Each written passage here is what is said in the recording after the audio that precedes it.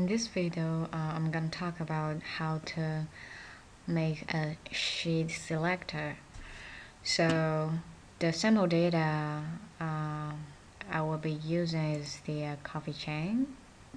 I just select it randomly. So let's take an example. Area code. So the purpose of creating a sheet selector is usually when we have multiple worksheets and we want to display them on the same dashboard, but we don't want to have too many information, too many different charts on the same dashboard. So we can display one chart using the 4 space and using the sheet selector to change the worksheet. So let's get started. First one, we can name it sales, because I see the measurement here. We can compare sales, profit, and total expenses.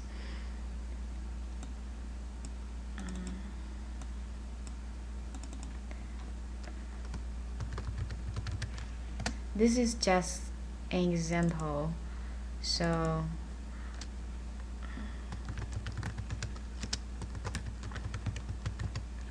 this may not be the best solution for this data set, but just to demonstrate how we can create a sheet selector. Okay, so now we're working on the sales tab, and let's put sales on the size of the bubble and maybe change the color to red. Okay, and profit will do the same thing. Profit. Okay, maybe we need to have a border and try. This is much better, and we'll do the same thing for the sales. Okay. Now let's get to the total expenses. We'll do the same thing.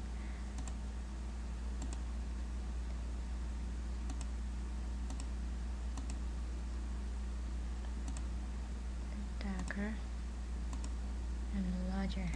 Okay. So the purpose is to display them in the same dashboard. Okay, let's create a parameter first. So this is the key here. Let's name it select a sheet, and we need to change this to string because we're gonna name the sheet in this list. First one is sales, profit, total expenses. Usually I'd like to keep them the same values as the name of the tab, and it displays the same as the value. So nothing else changes. Click OK. Now we have the parameter created here. Now we're gonna create a calculated field for us to select the sheet. So we can name the same. The formula will just be the parameter, and click OK. Now what we need to do is to place this filter here, and we need to go to custom value list and enter the name, like the value of the parameter for this tab. So which is, right now we are on total expenses, so we need to enter total expenses and click this plus sign, set add item. Do not just enter it, we need to click that add item button. So now click OK. Okay, so sometimes when you do that, it will disappear, but it's just because some other sheet is the current default sheet to display. Okay, we'll demonstrate that later. So get back to the first tab, sales, put the filter on, click on custom value list, add sales plus this item, select and click OK. So why we are seeing this chart but not the other one is because okay, we can check the parameter. That's because we have the current value as sales. We can always change, but it doesn't really matter. If we do total expenses, now the sales chart will disappear and this one will display. So it doesn't really matter which one is the current. Usually the first one is the default one. We also need to do the filter here. So place this one and then click custom value list, enter profit, add this item, click and OK. So now we are ready to create a dashboard. So when we open the dashboard, the first thing we need to do is drag the vertical layout over here. If we don't use any of the horizontal or vertical layout, it won't do the trick. So let's play. So this one is the current value chart. Okay, now we have one chart, and let's make sure we have the parameter there. So remember, when we display the filter, it's not actually the filter. We do have the filter here, but it won't do the trick. So we need to use the parameter. Display this one, and I usually keep it at very top.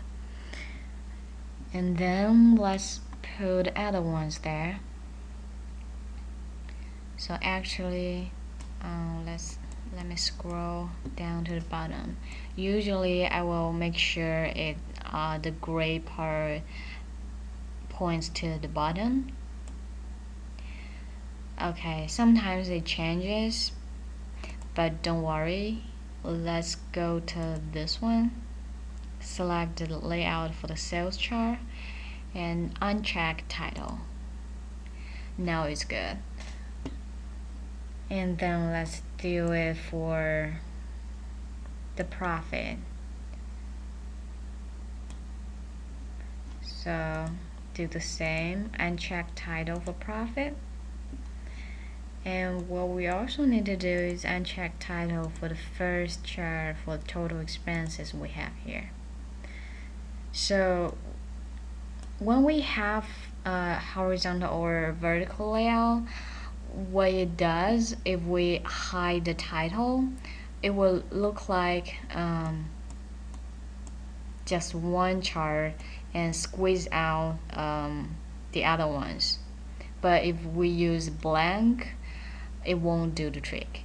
So let's try sales. So It has a little bit space there, but it doesn't really matter. And profit. So now we have the sheet selector and it works fine. And one more thing, when we have this different legend, we can choose. So for example, we have if we have the same legend, or okay, it's different legend. So we may want to hide the title for the legend too.